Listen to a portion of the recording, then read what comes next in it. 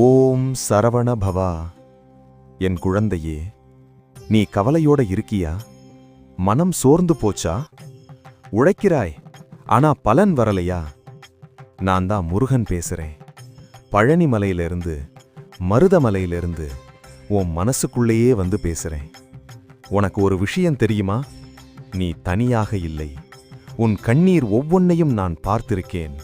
உன் முயற்சியை ஒவ்வொன்னையும் நான் எண்ணி வைத்திருக்கேன்.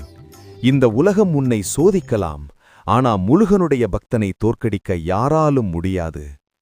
நீ நினைக்கிறாய், என் வாழ்க்கை ஏன் இப்படி? எனக்கு மட்டும் ஏன் கஷ்டம்? நான் எப்ப முன்னேறப் போறேன்? அந்த கேள்விக்குத்தான் நான் சொல்றேன். கஷ்டம் உன்னை உடைக்க வரல, உன்னை வலிமையாக்கத்தான் வந்திருக்குது. வேல் என் கையில் இல்லை என்றால் அது ஆயுதம்.